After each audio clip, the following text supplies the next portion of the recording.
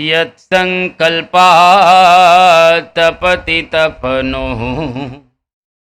वाति वात समिन्धे वह निर्धत्ते धरणिरुदधि लंघते नैव वेलाम् सोऽयं श्रीमान् निखिल जगताम् अंतरात्मावतीर्णो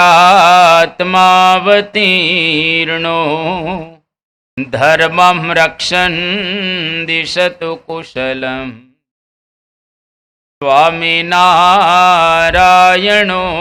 नः यदरोमविवरे लीना अंडानां कोटयः पृथक् तदक्षरं गुणातीतं नमाम्यहम्।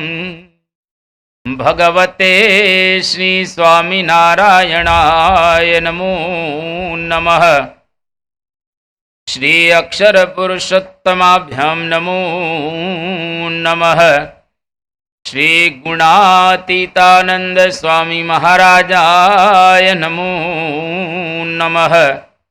श्री भगतजी महाराजाय नमो नमः। श्री शास्त्री जी महाराजाय नमो नमः। श्री योगी जी महाराजाय नमो नमः। श्री प्रमुख स्वामी महाराजाय नमो नमः। श्री महंत स्वामी महाराजाय नमो।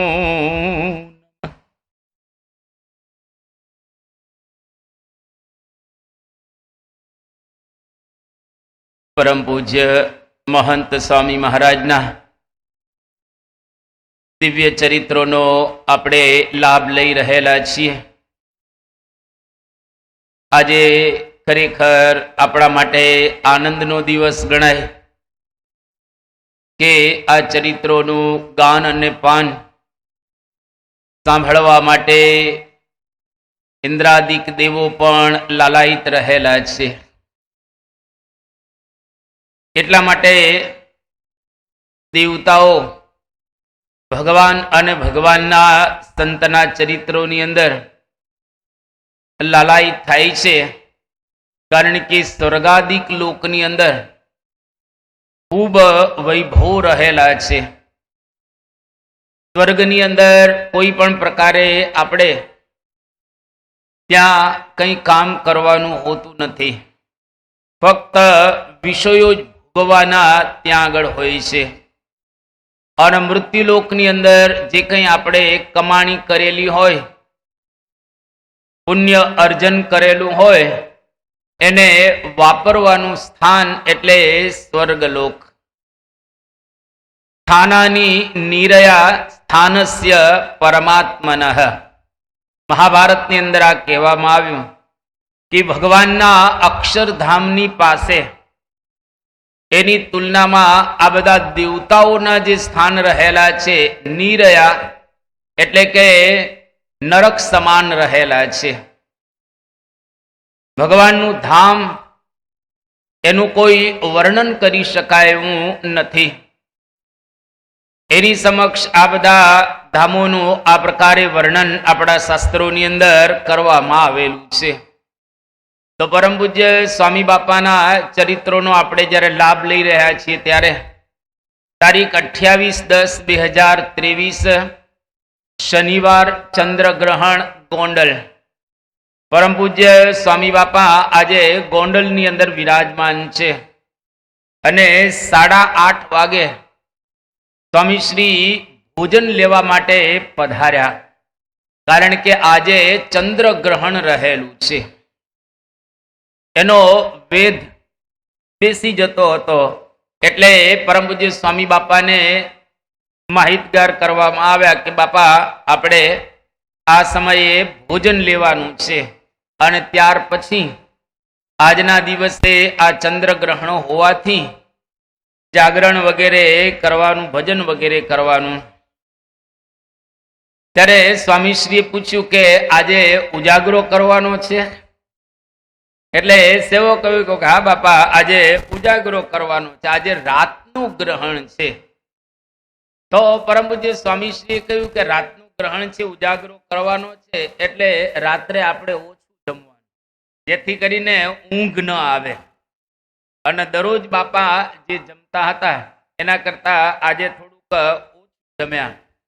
સેવક સંતોએ બાપાને યાદ કરાવ્યું કે બાપા, 91-92 વર્ષની ઉંમર થાય એટલે પછી શાસ્ત્રની અંદર રહેલા જે નિયમો એનું કદાચ અવસ્થાને લઈ અને પાલન ન થાય તો એમાં કોઈ બાદ રહેલો,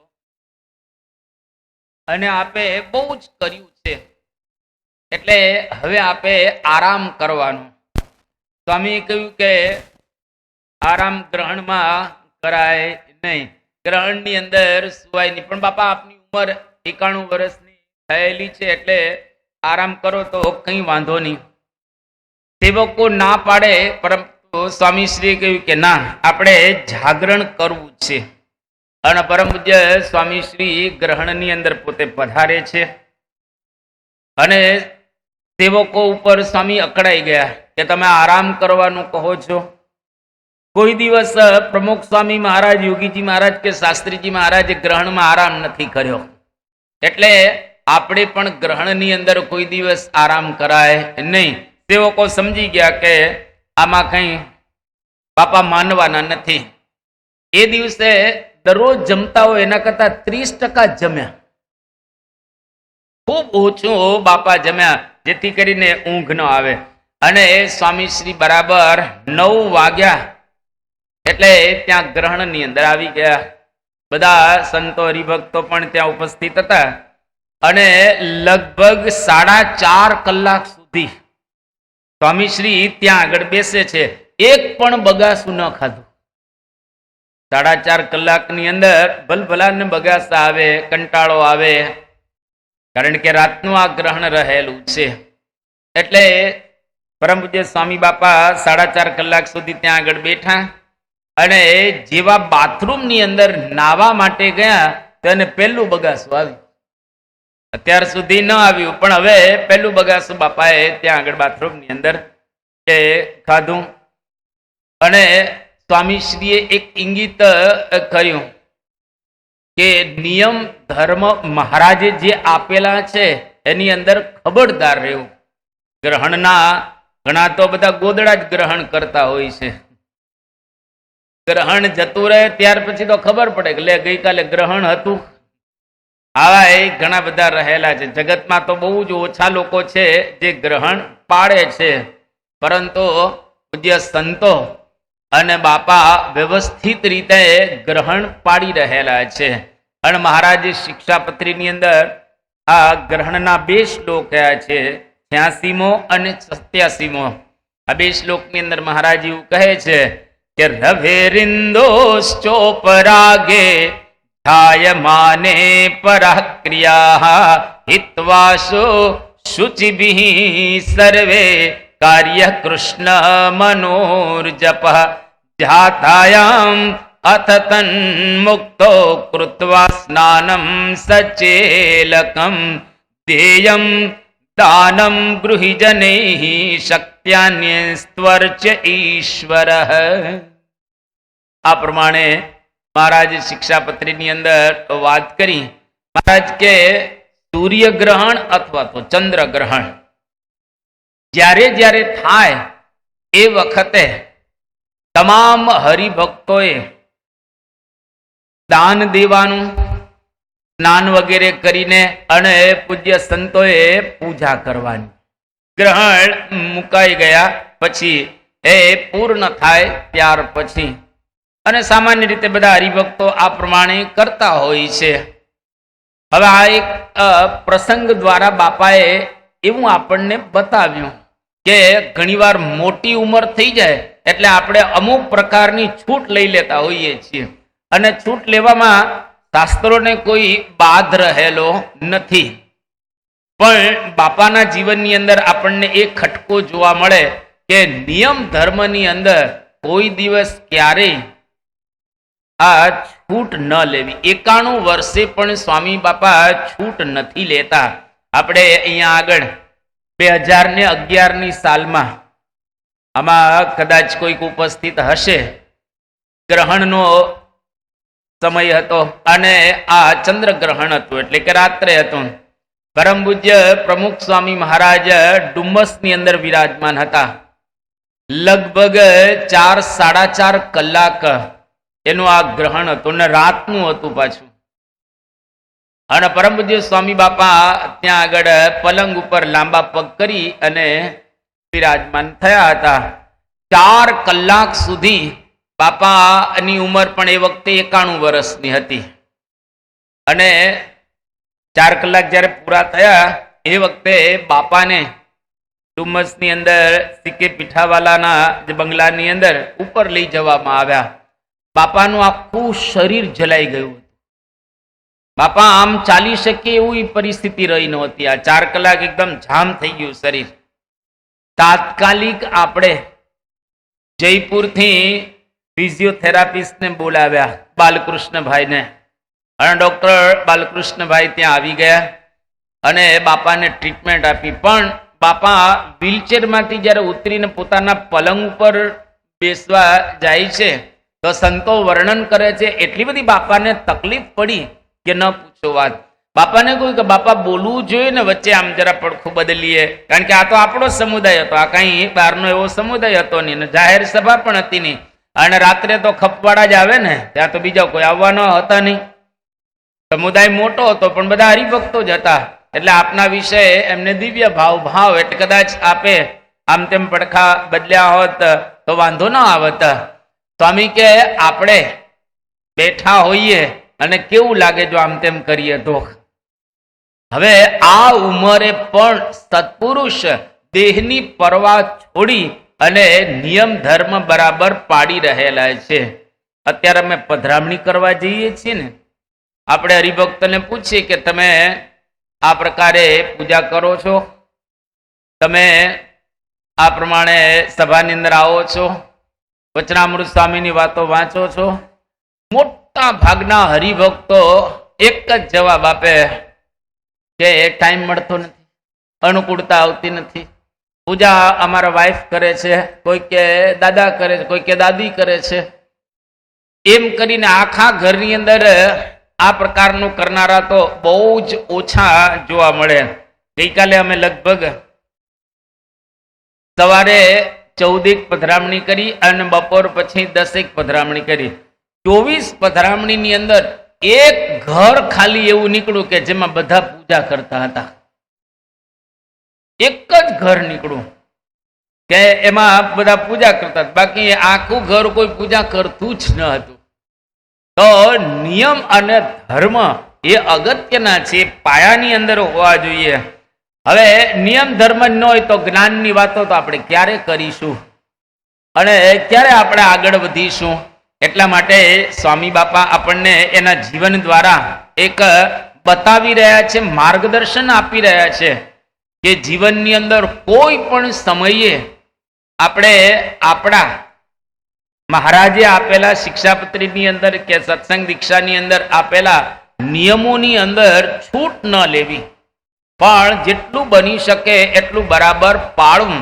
અને જો એ રીતે પાડીશું તો મહારાજને સ્વામી આપણી ઉપર ખૂબ રાજી થશે અને અંતરમાં આનંદનો પ્રારંભ થશે.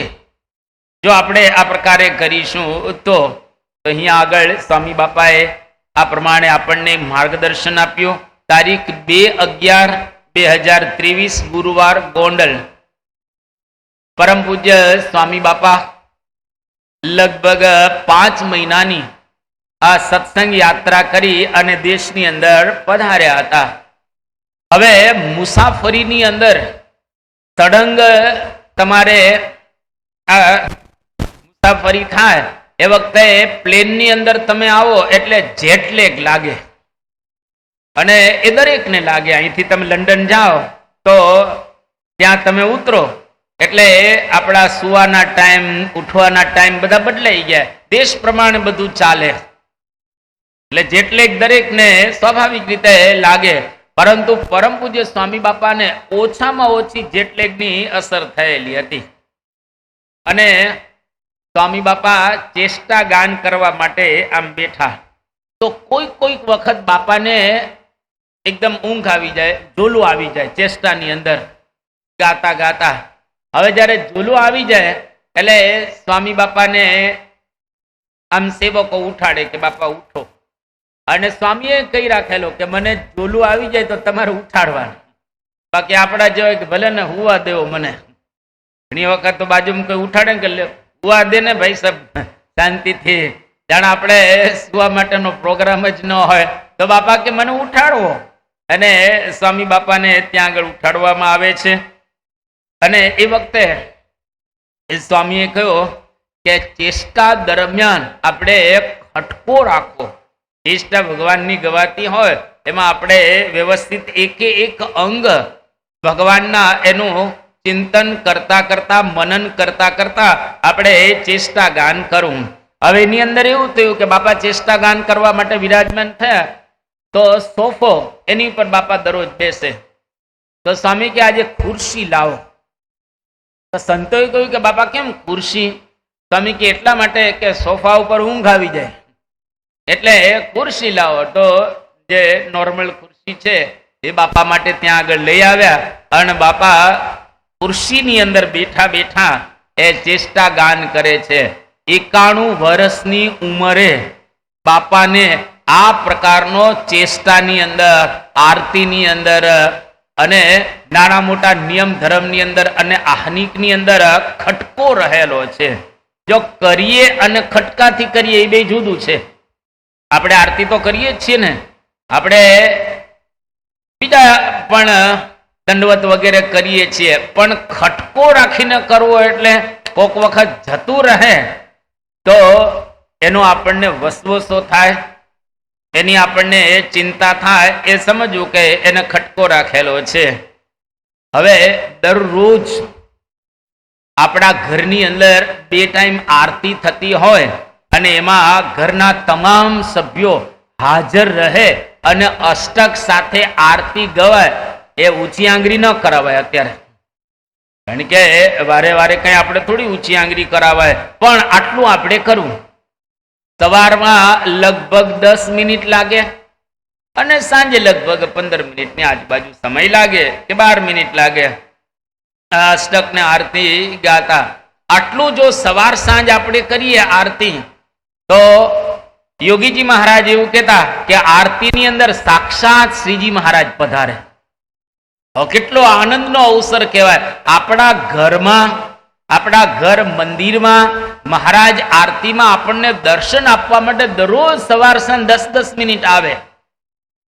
અને યોગી બાપા કહેતા પૂજા એની અંદર પણ મહારાજ પધારે, અને ચેષ્ટા ગાન જ્યારે કરીએ એની અંદર પણ મહારાજ સાક્ષાત પધારતા હોય છે.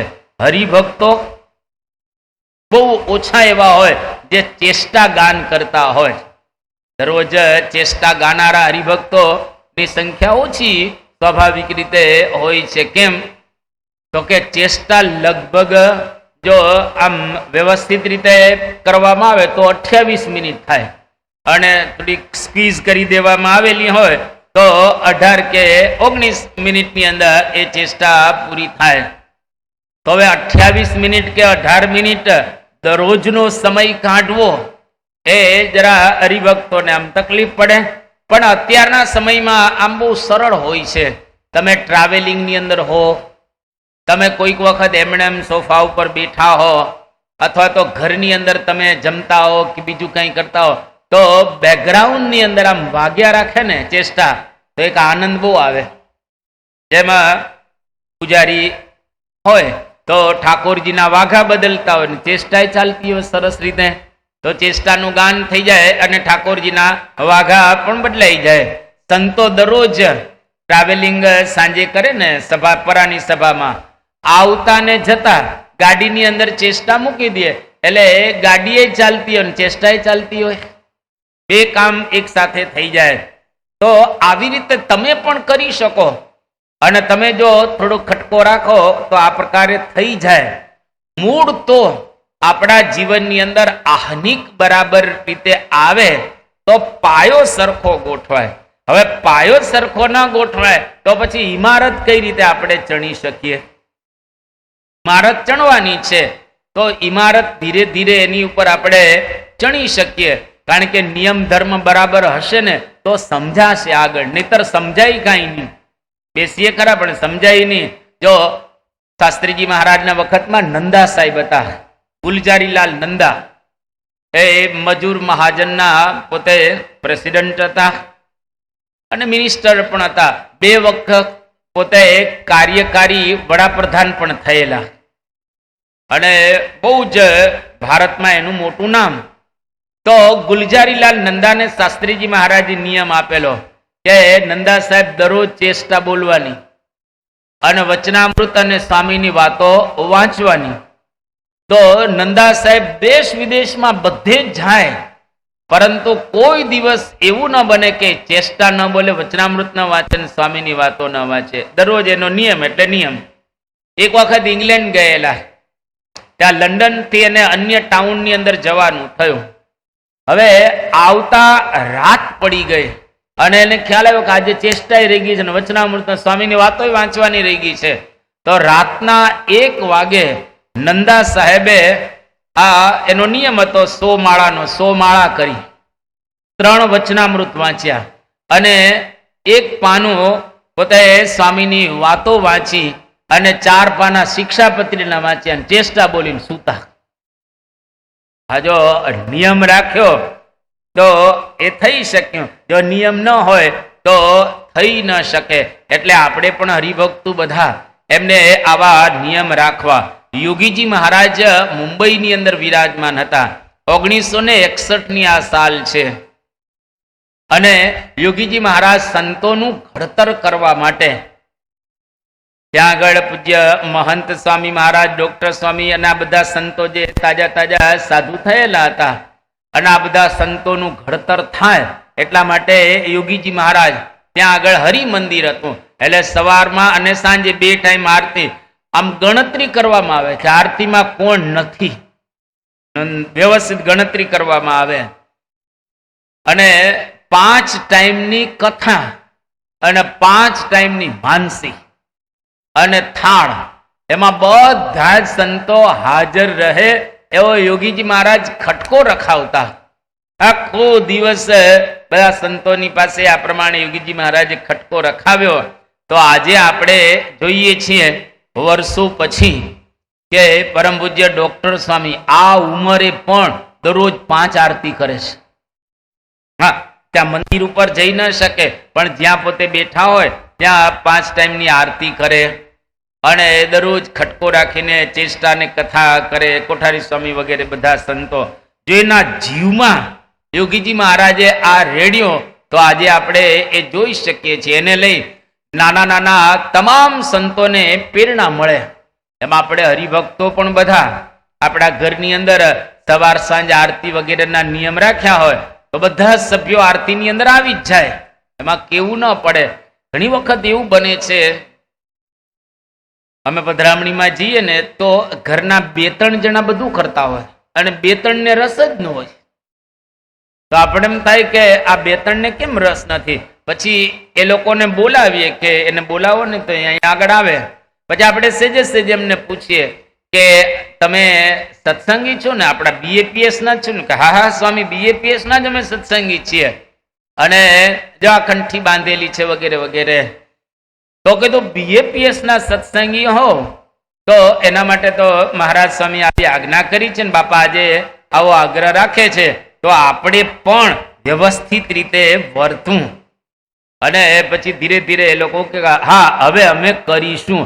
હવે કેટલું કરશે એ તો હવે એ જાણે, કેટલું કરશે એ તો હવે એ જાણે, પણ અમે તો આ ઘરે કઈ અને પછી તો 5-10 મિનિટમાં અમે તો વિદાય લઈને જતા હોઈએ છીએ.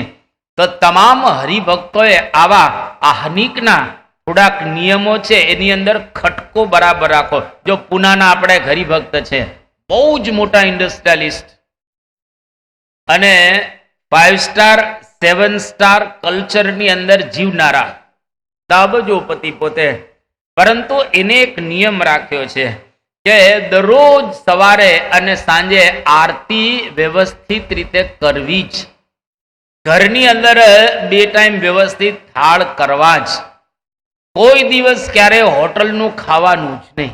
હવે 5 સ્ટાર હોટલની અંદર જાય ત્યાં આગળ દેશ વિદેશમાં ફરતા હોય તો શું કરવું, તો નાનો સ્ટવ પોતાની સાથે લઈ જાય, નાનો સ્ટવ, અને જોડે જોડે થોડો સામાન પણ લેતા જાય પોતે, અને એટલું શીખી ગયા છે કે જેથી કરીને વાંધો ના આવે. બાકી ફ્રૂટ ને જ્યુસ ને એનાથી પોતે ચલાવી લે, પણ કોઈ હોટેલ વગેરેની અંદર પોતે ખાય નહીં. નિયમ ધર્મની અંદર એકદમ પાકા. પોતાની ફેક્ટરીની અંદર એને એવો નિયમ રાખ્યો છે કે કોઈ વ્યસનીને રાખવાના જ નહીં, વ્યસનીને એની અંદર રાખવા. અને કદાચ કોઈક વ્યસની હોય તો એને પ્રેમથી સમજાવો ને કે ભાઈ ફેક્ટરીની અંદર તમે આવો તો 8 કલાક તો જાળવી જવાનું, 8 કલાક અહીંયા આગળ તમને તમાકુ માવાક બીજું ત્રીજું ખાવા નહીં મળે, પછી આગળ પાછળ જે તમારે કરવું હોય તે. પણ એને જો આવો નિયમ રાખ્યો તો એવા માણસો મળી રહે છે, અને ફેક્ટરી પણ બરાબર ચાલે છે, અને અબજોનું ટર્નઓવર કરે છે, પરંતુ છતાંય નિયમ ધર્મ બરાબર પાડી રહેલા છે. એટલે જો ખટકો રાખીએ તો થાય એવું છે, અને ખટકો ન રાખીએ તો પેલા ઋષિઓ હતા એ પ્રવૃત્તિની અંદર ભળ્યા. પ્રવૃત્તિ બધી જાત જાતની હોય, મંદિરો બીજે ત્રીજે, આ બધી પ્રવૃત્તિની અંદર ભળ્યા તો આહાનિક ભૂલી ગયા. લો, ઋષિઓ આહાનિક ભૂલી ગયા. પછી જે મહાન મોટા મોટા ઋષિઓ હતા એની પાસેથી પુનઃ શીખ્યા, વૃદ્ધો પાસેથી, અને પાછા આહનિક કરતા એ થયા. એટલે આહનિકની અંદર કેતા આરતી, થાળ, ચેષ્ટા, દંડવત, પ્રદક્ષિણા, આ બધા આહનિક કહેવાય. એની અંદર દરેકે ખટકો રાખો. હું અહીંયા આગળ અમે જોતા હોઈએ છીએ, જ્યારે અમે સંતો જતા રહીએ તો બધા પ્રદક્ષિણા કરે, અને આ સભા પૂરી થઈ જાય તો પાછા કેટલાય દંડવત કરતા હોય છે. આપણે મંદિરે જઈએ તો અવશ્ય 5 દંડવત કરવા, અને બની શકે તો 2-3 પ્રદક્ષિણા દરરોજ કરવી. 1 ની 2, 3 કે 4 કે 5 પ્રદક્ષિણા આપણે કરવી, અને ભાવથી ભગવાનના દર્શન કરવા, તો એનું વિશેષ ફળ આપણને પ્રાપ્ત થાય. તો અહીંયા આગળ પરમ પૂજ્ય સ્વામી બાપાએ આપણને આ પ્રકારે સમજાવ્યું. તારીખ 3/11/2023 શુક્રવાર, ગોંડલ. બાપા ગોંડલની અંદર બિરાજમાન છે, અને સ્વામીની વાતોનું વાંચન થયું. ગુણાતીતાનંદ સ્વામીની વાતો, એની અંદર 4થા પ્રકરણની 36મી વાત વંચાય. એમાં ગુણાતીતાનંદ સ્વામી એવું લખે છે કે પ્રગટ ભગવાન વિના કરોડ નિયમ પાડે પણ કલ્યાણ ન થાય. પ્રગટ ભગવાન વિના કરોડ નિયમ આપણે પાડીએ તો પણ આત્યંતિક કલ્યાણ ન થાય. આત્યંતિક કલ્યાણની વાત આપણા શાસ્ત્રોની અંદર બતાવી, બીજી જગ્યાએ પણ બતાવવામાં આવેલી છે કે પ્રગટ ભગવાન જોઈએ. જેમ નિષ્કુળાનંદ સ્વામી લખ્યું કે પણ આત્યંતિક જે કલ્યાણ રે, એની રીત ભાત જુદી જાણ રે, તે તો હરી હરી જનથી થાય રે, સાચું કલ્યાણ થેને કેવાય રે. પણ આત્યંતિક કલ્યાણ એની રીત ભાત જુદી જાણો. એ તો હરિ અને હરિના જન, એટલે કે કા ભગવાન સાક્ષાત ભગવત સંગા તદ ભક્તાનાંચ વિદૃશમ ધર્મ એકાંતિક પુંભિ પ્રાપ્યતે નાન્યથા ક્વચિત સત્સંગી જીવન. સાક્ષાત ભગવાન મળે અથવા તો ભગવાનના મળેલા સંત મળે, એ વગર આત્યંતિક કલ્યાણ ન થાય. અને એ જ વાત નિષ્કોળાનંદ સ્વામીએ કરી કે મળે પ્રભુ પ્રગટ પ્રમાણ રે, કાં તો તેના મળેલે કલ્યાણ રે, એહ વિના તો કોટી ઉપાય રે, આત્યંતિક કલ્યાણ ન થાય રે. કા ભગવાન મળે અથવા તો એના મળેલા એવા સંત મળે, એ સિવાય કરોડો ઉપાય કરીને આપણે થાકી જઈએ તો એ આત્યંતિક કલ્યાણ ન થાય. આત્યંતિક કલ્યાણ એટલે છેલ્લો જન્મ, મોક્ષ જેને આપણે કહીએ છીએ. અહીંયા આગળ સ્વામી બાપાએ પછી વાત કરી કે પ્રગટની તાકાત છે.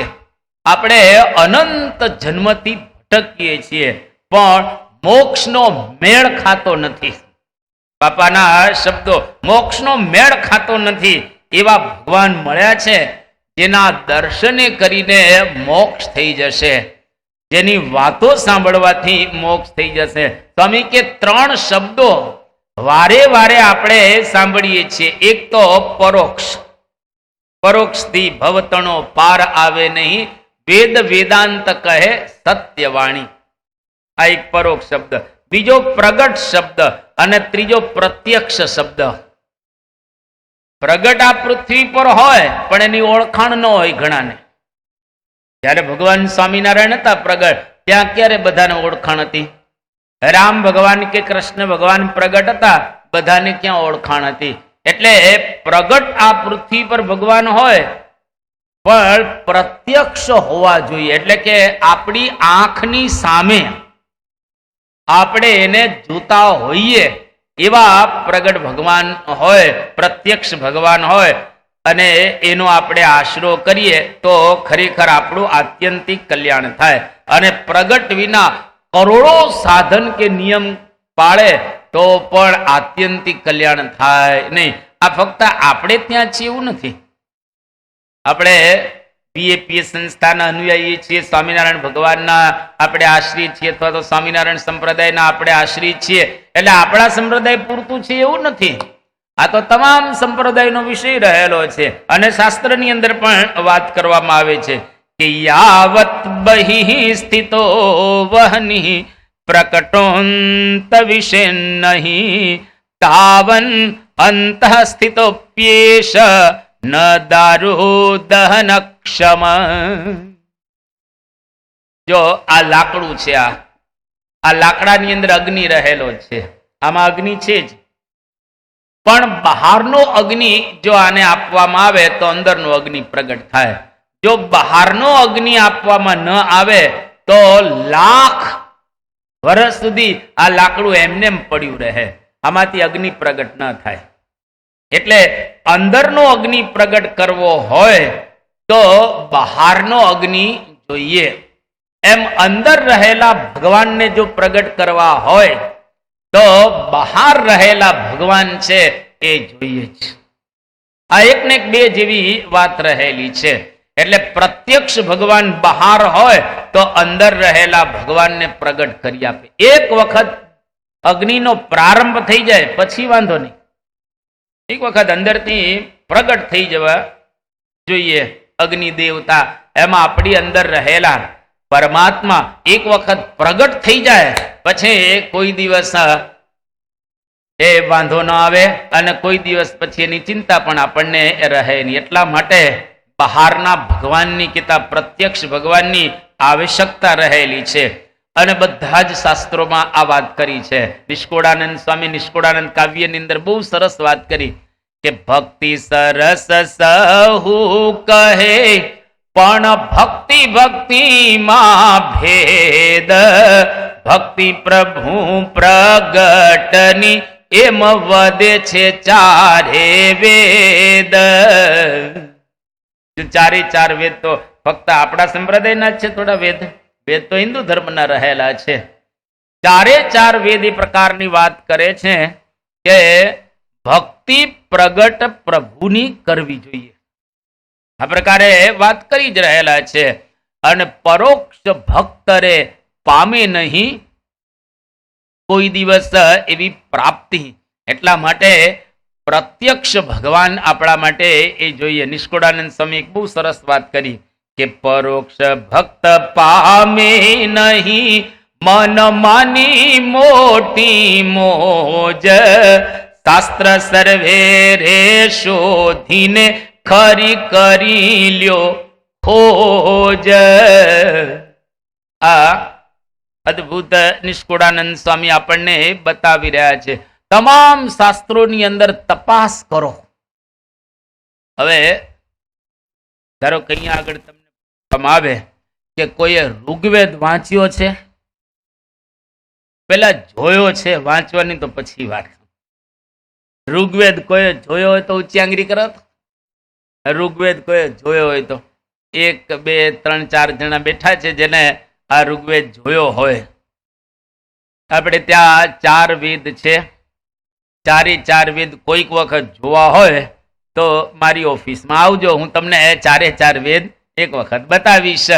તો 4 વેદ છે, 18 પુરાણ રહેલા છે, મહાભારત આદિ ઇતિહાસ રહેલા છે, અને બ્રહ્મસૂત્ર, ગીતા વગેરે બધા ગ્રંથો રહેલા છે. હવે આ બધા ગ્રંથો આપણે જોયા જ ન હોય તો વાંચવાની તો પછી ક્યાં વાત જ રહી, અને વાંચ્યા પછી એ સમજવાની તો પછી દૂરની વાત રહી ગઈ પાછી. અને એ બધું સંસ્કૃતની અંદર છે, અને સંસ્કૃતમાં વેદોને તમારે એ બરાબર સમજવા હોય તો મિનિમમ 12 વર્ષ તમે સંસ્કૃત ભણો, ત્યાર પછી તમને પ્રવેશ થાય એની અંદર, અને પછી 2-4 બીજા વર્ષ ભણો એટલે પછી તમને વેદો વ્યવસ્થિત રીતે સમજાય.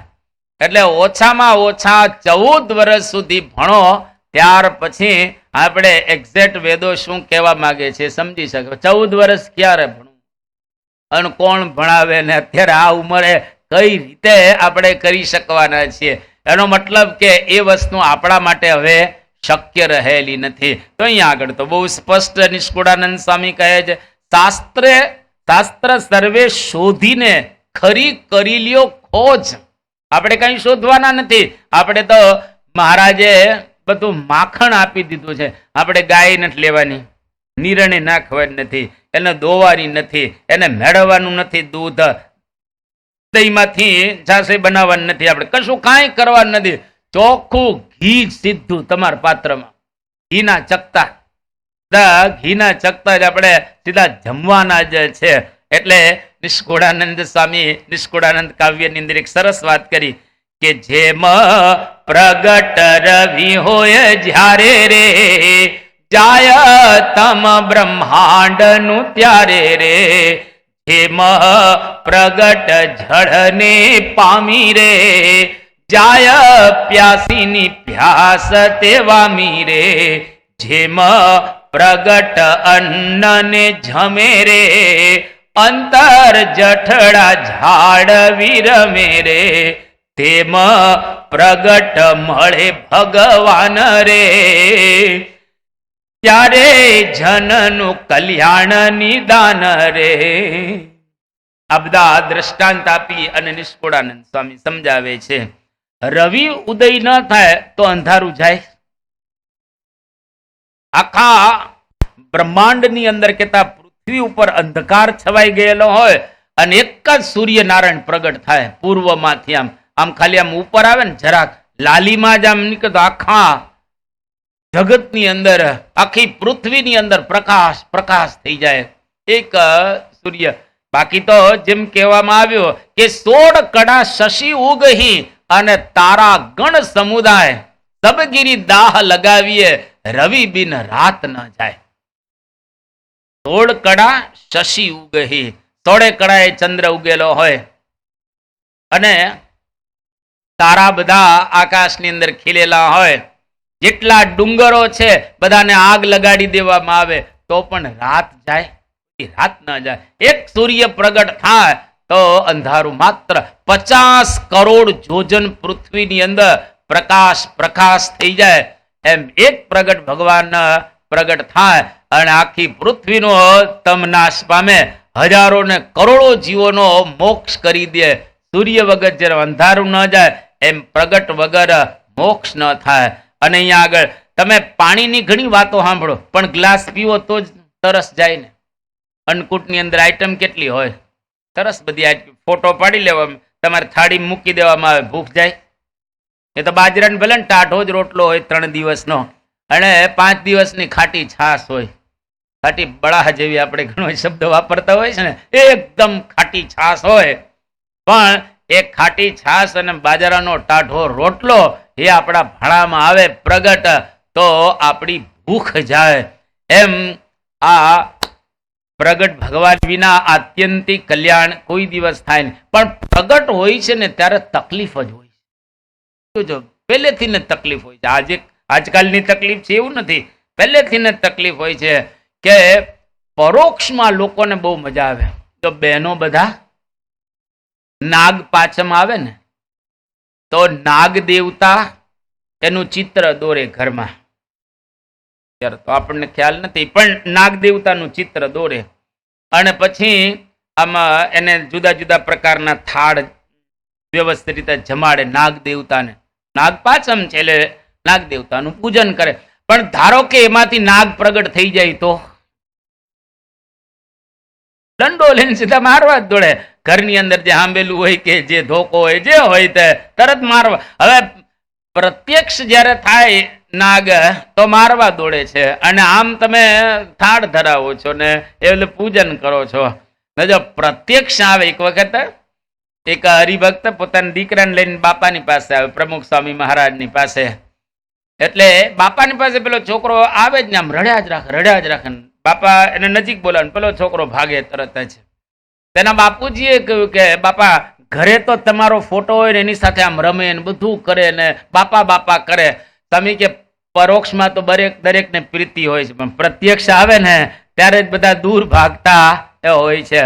પરોક્ષની અંદર તો બધાને સ્વાભાવિક રીતે પ્રીતિ છે જ. આકાશમાં રહેલા ભગવાનમાં તો ક્યાં લોકોને એ પ્રશ્ન જ રહેલો છે, પણ પ્રત્યક્ષ જ્યારે આવે ત્યારે પ્રશ્ન. તમે જુઓ મહાભારત અને ભાગવતની અંદર ઘણા પ્રસંગો આવે છે, પણ ભાગવતનો એક પ્રસંગ જે નિષ્કુળાનંદ સ્વામી કહેલો છે. ભગવાન કૃષ્ણચંદ્ર ગોવર્ધન પર્વત ઉપર પોતે વિહાર કરી રહેલા છે. એના બાળ મિત્રોને વાત કરી કે આજે મને બહુ ભૂખ લાગી છે, અતિશય ભૂખ લાગી છે. તો બાળ મિત્રો કે અહીંયા આગળ તો કંઈ ખાવાનું છે નહીં આપણી પાસે, શું કરું? ભગવાન કે તમે એવું કરો, ત્યાં ઋષિઓ છે બધા યજ્ઞ કરે છે. હવે યજ્ઞ કરે એટલે ત્યાં પ્રસાદી બધું તો હોય સ્વાભાવિક રીતે. એટલે ઋષિઓને કહો કે કૃષ્ણને ભૂખ લાગી છે તો ખાવાનું થોડું આપે, એટલે પછી આપણે ઉજાણી કરીએ ખાઈએ, આપણી ભૂખ જતી રહે. અને એ બધા ઋષિઓ યજ્ઞ કરે છે, મારા નામની આહુતિ પાછા આપે છે. ઓમ કૃષ્ણાય નમઃ, ઓમ કૃષ્ણાય નમઃ, ઓમ કૃષ્ણાય નમઃ કે કૃષ્ણાય સ્વાહા. મહારાજ નામની આહુતિ આપે છે. મને ભૂખ લાગી છે તેની પાસે જઈને વાત કરો. બાળ મિત્રો કે સારું, હમણાં લઈ આવીએ તમારા માટે ખાવાનું. તો બાળ મિત્રો ગયા ને ઋષિઓને વાત કરી કે કૃષ્ણનું તમે અહીંયા આગળ પૂજન કરો છો અને એને તમે આહુતિ અર્પણ કરી રહ્યા છો, એ જ કૃષ્ણને ભૂખ લાગી છે તો તમે ખાવાનું આપો. ઋષિઓ કે નો હોય કૃષ્ણ અહીંયા આગળ, એ તો આકાશમાં છે. તો આકાશમાં, અરે અહીંયા આગળ પ્રત્યક્ષ થયા છે ને ડુંગર ઉપર છે અને અમે બધા ત્યાંથી જ આવ્યા છીએ અને એને જ માગ્યું છે, તમે આપો. ઋષિઓ ના પાડે છે અને બહુ આગ્રહ કર્યો તો ઋષિઓ લાકડા લઈને દોડવા માંડ્યા પાછળ, બગાડે છે છોકરાઓને. અને બધા છોકરાઓ પાછા આવી ગયા ભગવાનની પાસે. ભગવાને કહ્યું કે એવું કરો, હવે આ ઋષિઓ તો ખાવાનું આપ્યું નહીં, તો ઋષિ પત્નીઓ છે ને એની પાસે જાઓ, એ તમને આપશે ખાવાનું. કે આ લોકો આવે છે પેલા કેવા હશે, આ લોકો આપણને મારે તો ઓલા ધોકા લઈને મારશે. એ કે ના તમે જાઓ ઋષિ પત્નીઓની પાસે, એ તમને જમવાનું આપશે મારા માટે. અને બધા બાળકો ગયા ત્યાં ઋષિ પત્નીઓની સાથે અને ત્યાં બધી વાત કરી ઋષિ પત્નીઓને કે અત્યારે કૃષ્ણ ત્યાં ડુંગર ઉપર છે, એને ભૂખ લાગી છે અને ખાવાનું તમે એના માટે આપો. તો ઋષિ પત્નીઓ કે ખરેખર કૃષ્ણએ માગ્યું છે? કે હા કૃષ્ણે જ માગેલું છે. તો અમે નવા સરસ થાળ બનાવી અમારી જાતે ત્યાં જમાડવા આવીશું. બાળકો તો ખુશ થઈ ગયા કે લે, આ તો નવા સરસ થાળ આપણે કૃષ્ણની સાથે જમવા મળશે, આપણને આનંદ થશે. પછી પૂછે છે કે તમને કઈ રીતે કૃષ્ણ ભગવાન સમજાયેલા છે? ત્યારે ઋષિ પત્નીઓ બહુ સરસ વાત કરે છે કે જ્યારે ગોપીઓ મહી વેચવા માટે આવતી હતી, ત્યાં આગળ ગોકુળ વૃંદાવનની અંદર ગોપીઓ મહી વેચવા માટે નીકળે. હવે મહી વેચવા નીકળે તો ગોપીઓ જોર જોરથી બોલતી કે લોકાન લોકાન લોકાન. ઋષિ પત્નીઓ વિચાર કરે કે આ નીકળી છે મહી વેચવા અને બોલે છે શું? લોકાન લોકાન. તો મહી તો બોલતી નથી અને કાન શું છે આ ચીજ? એટલે ઋષિ પત્નીઓ ગોપીઓને પૂછે કે આ તમે લોકાન લોકાન કરો છો, આ કાન શું ચીજ છે? તમે તો મહી વેચવા નીકળેલી છો. ત્યારે ગોપીઓ એવી વાત કરતી હતી કે અમે કોઈ પણનું નામ જીભે બોલવા જઈએ છીએ તો અમારી જીભ એ કાનો કાનો કરી રહેલી છે, કારણ કે અમારા મનમાં જ ભગવાન ભરેલા છે. અને સરસ ગોપીઓ જવાબ આપે છે કે વિક્રે તો કામા કિલ ગોપ કન્યા મુરારી પાદાર્પિત ચેત વૃત્તિ દધ્યાદિકમો હવશાદ વોચત દદામો ધર્માદવેતી.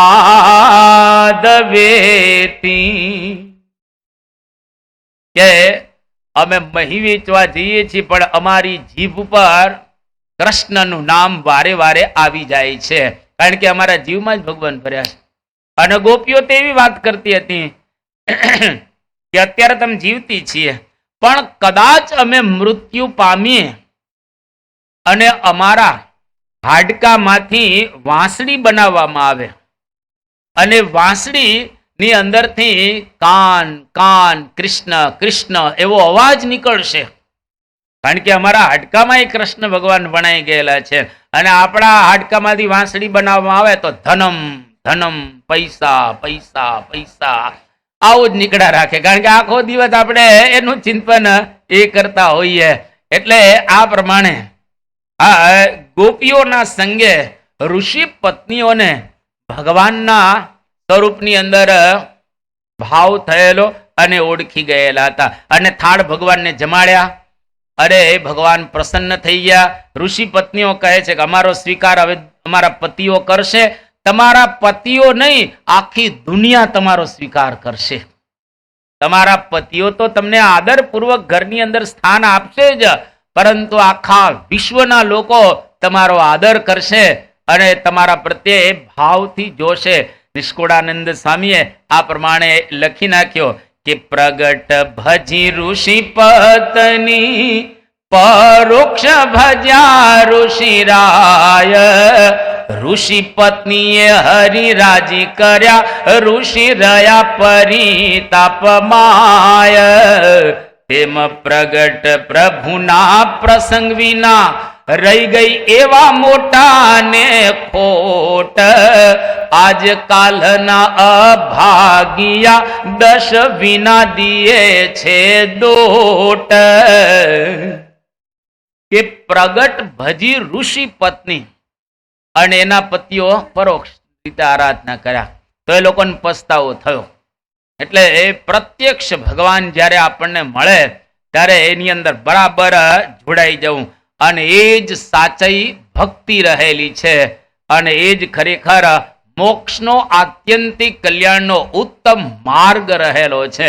એટલે આપણે બધા એવા ઉત્તમ પથ ઉપર આવી ગયેલા છીએ, જેથી કરીને આપણે હવે કોઈ વસ્તુ શોધવાની નથી રહી. આપણે કેટલા સદભાગી કહેવાઈએ કે એક તો આપણો જન્મ થયો પૃથ્વીલોક ઉપર, અને એમાં હજારો સંપ્રદાયો રહેલા છે.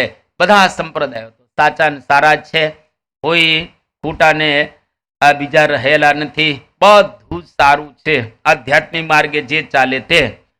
પણ આપણા માટે કેટલી આનંદની વાત છે કે આપણા સંપ્રદાયની અંદર પ્રત્યક્ષ ભગવાન આજે મહંત સ્વામી મહારાજ દ્વારા આપણને મળી ગયા અને આપણે એના સંગમાં આવી ગયા. પાછા ઘણી વાર હું બાપા પ્રગટ તો છે જ, પણ બધા એના સંગમાં આવવા એ મુશ્કેલ રહેલું છે. એટલે આપણે તો ખરેખર એના સંગમાં આવી ગયા.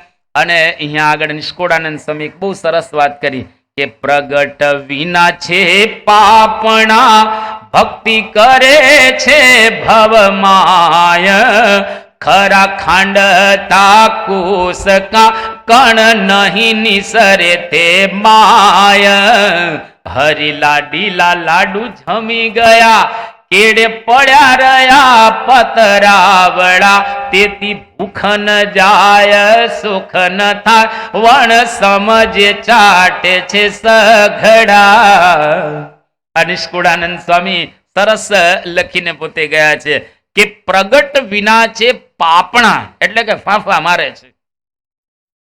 ભક્તિ કરે છે હવો માય કેટલાય ભક્તો ભક્તિ કરે છે અને સારું છે, એમાં કઈ ખરાબ તો છે જ નહીં, પરંતુ અહીંયા આગળ કહે છે કે ખરા ખાંડતા કુસકા કણ નિસરે નહીં તે માય.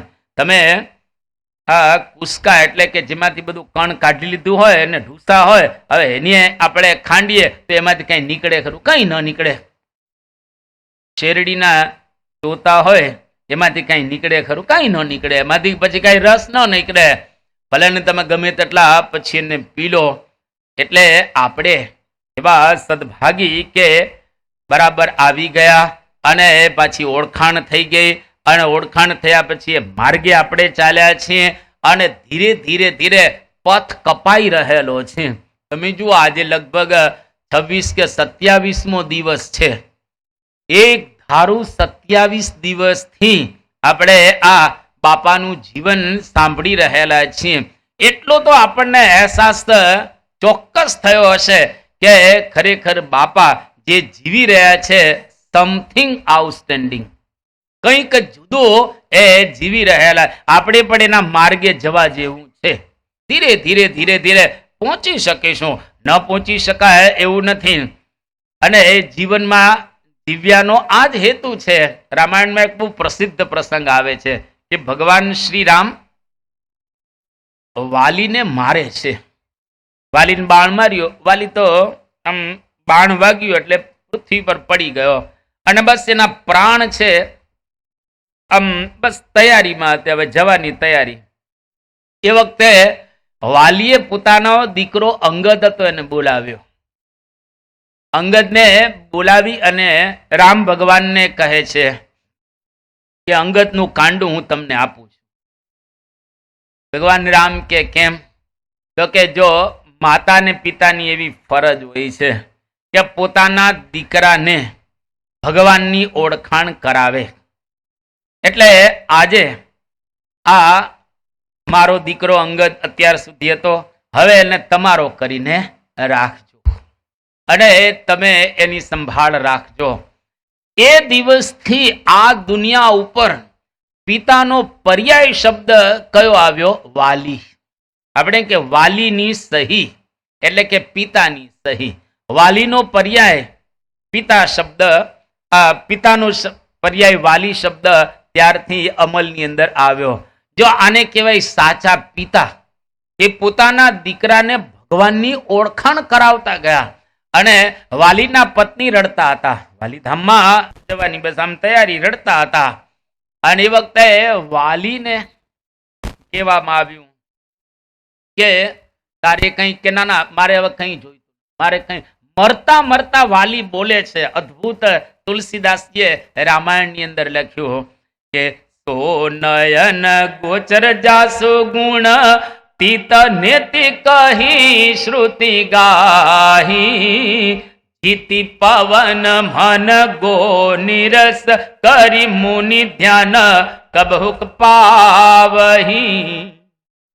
કે આ અત્યારે મારી સમક્ષ રહેલા છે ભગવાન શ્રીરામ. મોટા મોટા ઋષિઓ હજારો વર્ષની સાધના કરીને પણ જેને પામી શકતા નથી, જેને મેળવી શકતા નથી, એ મારી સામે આજે મને દર્શન આપી રહ્યા છે.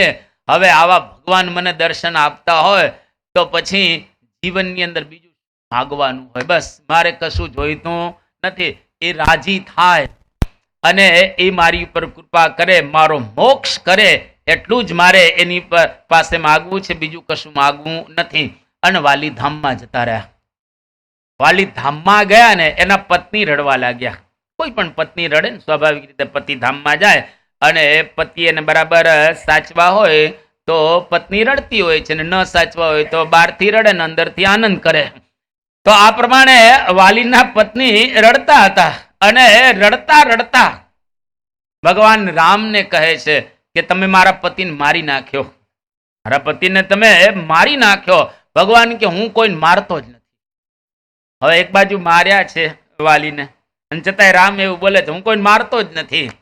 અને સરસ રામ ભગવાને લખી ચૂપાય તુલસીએ એનું વર્ણન કર્યું છે કે ક્ષિતિજલ પાવક ગગન સમીરા પાંચરચિતય અધમ શરીરા સોતनु તુમરે આગે સોવા જીવો નિત્ય તુમ કેહી લગી રોવા क्षितिजल पावक गगन समीरा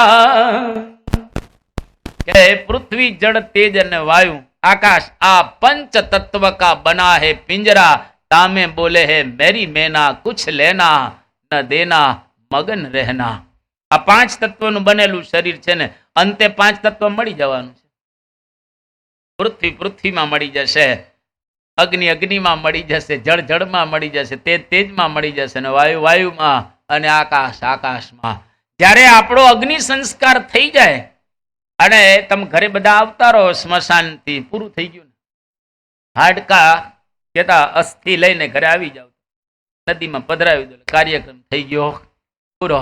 અને પછી શ્રદ્ધાંજલિ સભા થઈ જાય, એકાદી શ્રદ્ધાંજલિ સભા થઈ જાય ને થોડુંક ઇધર ઉધર બધું આ લોકોને મળે કરે, પણ અંતે પછી કશું જ એ રીતું હોતું એ નથી।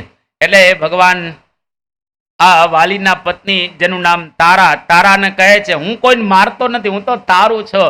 તારા પતિનું શરીર તો તને અત્યારે દેખાઈ રહેલું છે, પરંતુ તારા પતિનો આત્મા મારી પાસે આવી ગયો છે, એ મારા ધામમાં પહોંચી ગયો છે અને મારો સ્વભાવ છે હું કોઈને મારતો નથી, હું હંમેશા દરેકને તારતો હોઉં છું। એટલે જ્યારે જ્યારે ભગવાને કોઈ અસુરને માર્યા એવું તમને ક્યાંય જોવા નહીં મળે। અસુરનો ઉદ્ધાર કર્યો, અસુરનો ઉદ્ધાર કર્યો અર્થાત ભગવાને અસુરને પણ મુક્તિ આપી। ભગવાન કોઈ દિવસ કોઈને મારતા હોતા એ નથી। એટલા માટે અહીંયા આગળ પ્રગટ ભગવાનની આપણને પ્રાપ્તિ થાય તો ખરેખર આપણા સદભાગ્ય કહેવાય અને આપણા તો ખરેખર મોટા સદભાગ્ય રહેલા છે। એવા પ્રત્યક્ષ ભગવાન આપણને મળી ગયા છે અને એના ચરિત્રોનું ગાન ને પાન કરી રહેલા છીએ। તમને બધાને ધન્યવાદ આપવા ઘટે।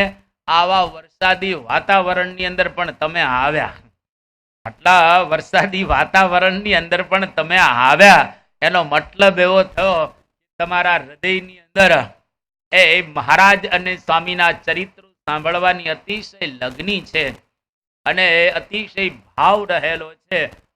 ત્યાં આગળ લાભ લેવા માટે આવ્યા। દરેકને ખરેખર કોટી કોટી ધન્યવાદ આપીએ તો પણ ઓછા રહેલા છે। આજની પારાયણને આપણે અહીંયા આગળ પૂર્ણ કરીએ છીએ। સ્વામી નારાયણ નારાયણ નારાયણ, સ્વામી નારાયણ નારાયણ નારાયણ, સ્વામી નારાયણ નારાયણ નારાયણ, સ્વામી નારાયણ નારાયણ નારાયણ, સ્વામી નારાયણ સ્વામી નારાયણ, સ્વામી નારાયણ સ્વામી નારાયણ, સ્વામી નારાયણ નારાયણ નારાયણ, સ્વામી નારાયણ નારાયણ નારાયણ, સ્વામી નારાયણ નારાયણ નારાયણ, સ્વામી નારાયણ નારાયણ નારાયણ।